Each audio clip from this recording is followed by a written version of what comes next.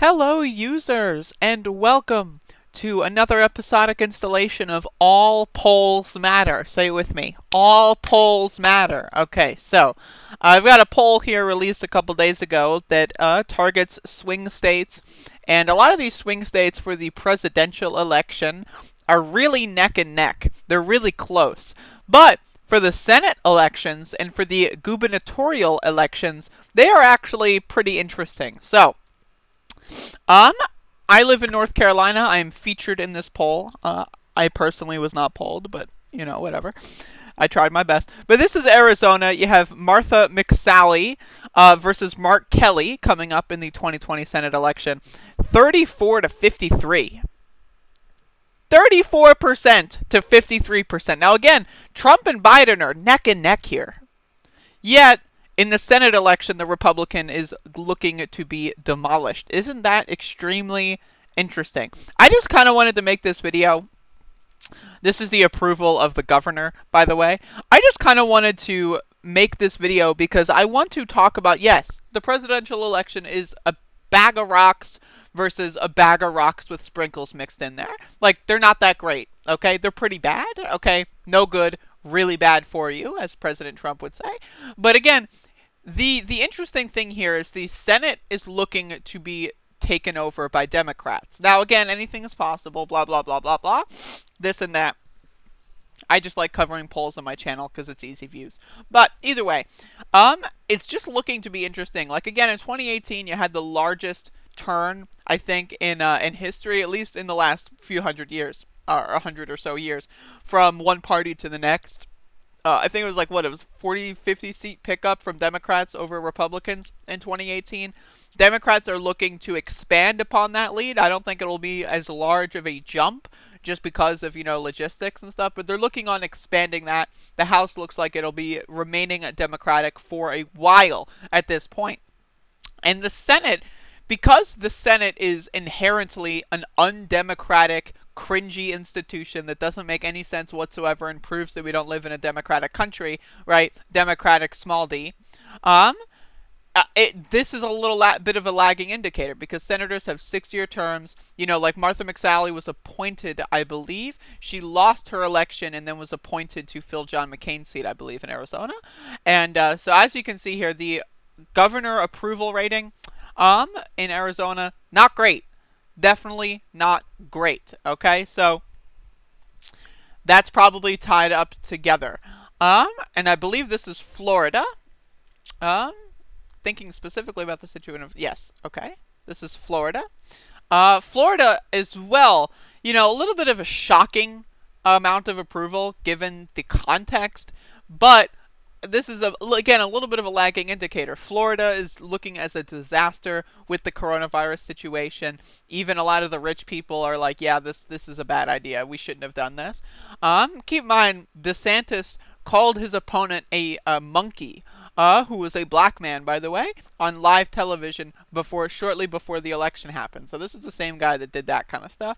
But now we're in Michigan here, and we're talking about the Michigan governor. Very high approval ratings.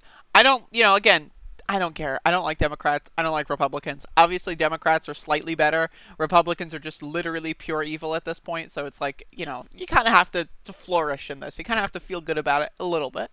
But again, this is less interesting, in my opinion, than the Senate. The Senate is really going to be interesting because if we do have a Trump second term, which is possible, it's also very possible that is accompanied by a Senate pickup for Democrats. It's totally possible we can have complete, gridlock for the next 4 years because, we know that the relationship between, at this point, Donald Trump and the Democratic Party is not good. But at the same time, the Democrats are also a corporate party, and they may pass a lot of legislation for Trump to sign in the, like, oh, we're going to be bipartisan and above it all, but not really, kind of thing. Like, so that's very possible. I think if we do have a trifecta of Democratic control coming in 2020, which is possible, it is very possible, very slimly possible, given Joe Biden is such a disaster, but it is possible. But yeah, I mean, like, here's the thing. So this guy's support, the Democrats' support here is waning, but it's still a pretty decent lead. So it's definitely interesting to note. And here we are in North Carolina. This is also North Carolina and Wisconsin for governor approval rating. Now, in North Carolina, we have a Democratic governor. Our lieutenant governor is running against him. Our lieutenant governor also sued him over the mask mandate. A lot of really bizarre, like, we're like a bunch of hillbilly kind of thing going on. And I'm glad to know that that isn't really affecting much. If we did have a Republican governor, I would probably be banned from the state of North Carolina. So, I'm looking forward to hopefully having Cooper stay in there. He's not great, obviously, he's a Democrat, but when you compare Democrats to ravenous, bigoted trash monsters, it's definitely a lot better than, a lot better than those guys. And this is, the polling for Dan Forest versus Roy Cooper. Again, I don't know why there's 2% here, but what are you gonna do? It's definitely a very nice lead, a little bit less comfortable than I would appreciate. But again, when you factor in that Biden and Trump are neck and neck, I think Trump is leading in some of the recent polls, even by this polling outfit Redfield and Wilton. I'm sorry, my voice is really bad right now. I can't speak. It's just certainly interesting, and I really hope that this governor stays, just because Dan Forest is a complete and total psychopath. But again, we also have the Tom Tillis versus Cal Cunningham race. Certainly very interesting. Again, this is it's just so strange to me how Donald Trump can be polling higher than Joe Biden, and yet down ballot all the Democrats are polling like infinitely, like, wow, holy frickin' mackerel, higher than the Republican opponents, right? It's bizarre to me. But again, that really is like the cult of personality for Trump. But there's like 10 to 12% or 15% of Republicans that are like, yeah, I love Trump, but, let's be serious, my local government can't have Republicans. And that's one of the things there.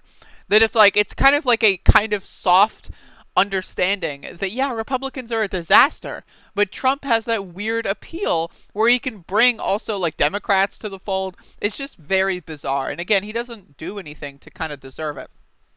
But here we have in Pennsylvania, I believe Tom Wolf is a Democrat. I know a lot of people that live in Pennsylvania. Tom Wolf is not a great, very typical Democrat. But again, the idea that the approval rating is so good and so high is pretty good, especially if the next election has, I don't know, that's the thing, is 2022, there's really no way to forecast it at this rate. We need to know what happens in 2020 first. But again, this is certainly interesting, again, considering Donald Trump is polling so high and so well in a lot of these states. It's interesting that people can support Trump and then also support their Democrats down ballot. That is a very interesting phenomenon. I would love to talk to people like that, but I don't really know anyone like that. So, but anyway, I just wanted to cover this. Polls are easy content, and just throwing this out there. So thank you for watching. Y'all have a good one. I'll see you again soon.